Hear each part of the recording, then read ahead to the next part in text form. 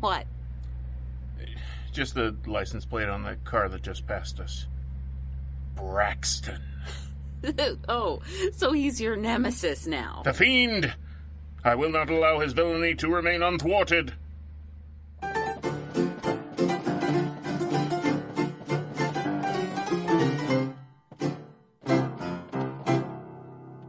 Please, Lord Braxton, have mercy on us. My poor mother is ill, and we need money for her medicine. And with my poor sisters all near starving, we simply don't have a penny to spare. Ah, my pretty, you forget. You also need to pay your rent to me. But we can't pay the rent. You must pay the rent. But we can't pay the rent. You must pay the rent. But we can't pay the rent. You must pay the rent. But we can't pay the rent. You must pay the rent. Fear not, Miss Polly. I will pay the rent. Oh, Stan, you saved me, my hero. Curses, foiled again.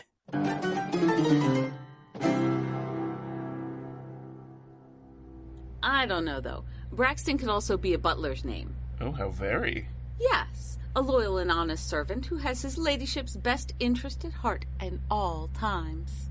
His ladyship's? In fact, he secretly loves her from afar, but their difference in station makes it a romance which can never be.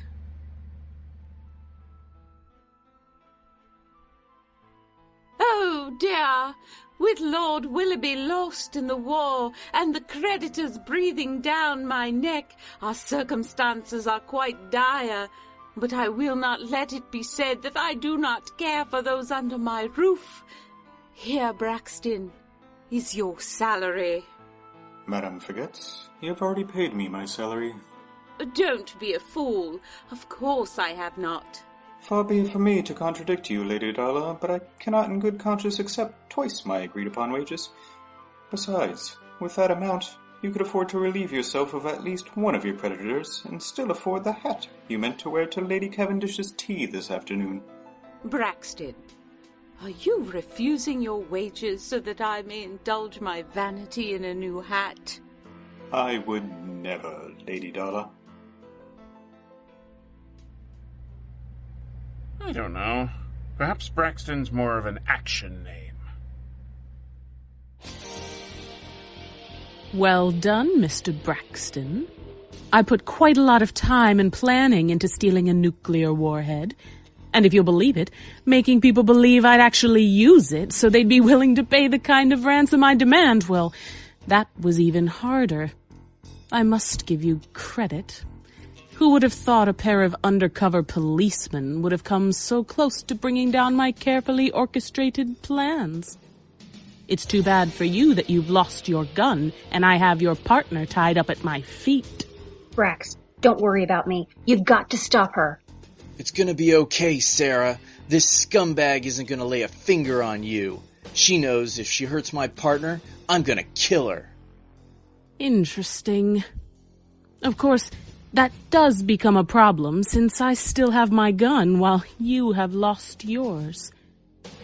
But just because I'm curious to see what you think you can possibly do, I think I'll kill your partner first, if for no other reason than to make a liar out of you. Care to say goodbye, Mr. Braxton? Goodbye, scumbag. Is that the gun I got you for your birthday last year? You said you hated it.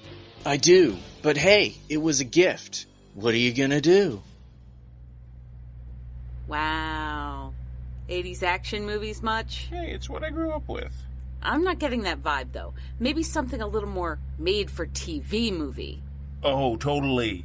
Like he's the guy in the Christmas movie that the main character is engaged to at the beginning of the movie. And who is totally getting dumped for the small-town hunk who, I don't know, runs the Christmas tree farm.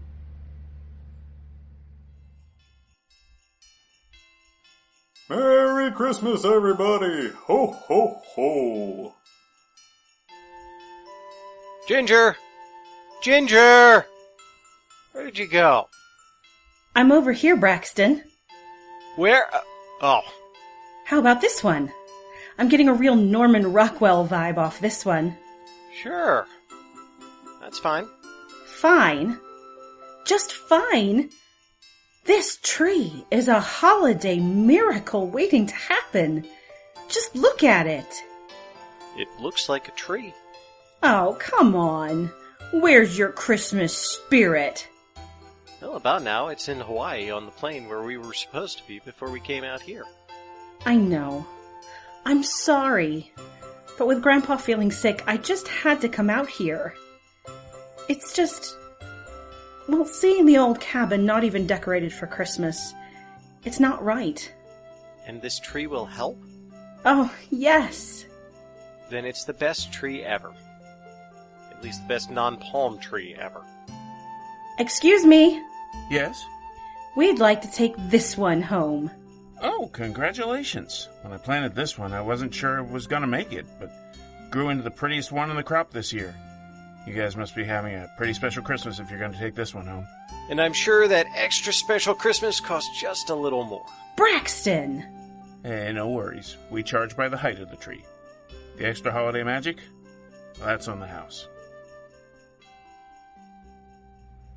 Oh, the cheese. More like eggnog, I think. You can stop any time. I can't, actually, since you're the one driving, but stopping is a good idea. Right down the street. Oh, we're here already? Yep.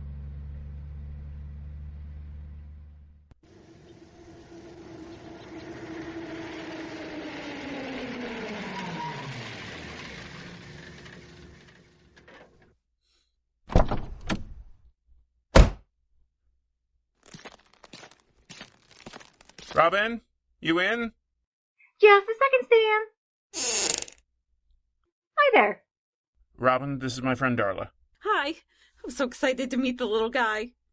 I'm just so glad we don't have to take him to a shelter. Oh, hey, little guy. Hi, sweetie. I've been giving him mostly dry food. He seems to like it. We stopped at a pet store on the way here. Litter box, brush, catnip-filled mice, the works. Are you sure this is no trouble? No, this little smush face isn't going to be any trouble at all. Famous last words there. So, have you thought of a name for him?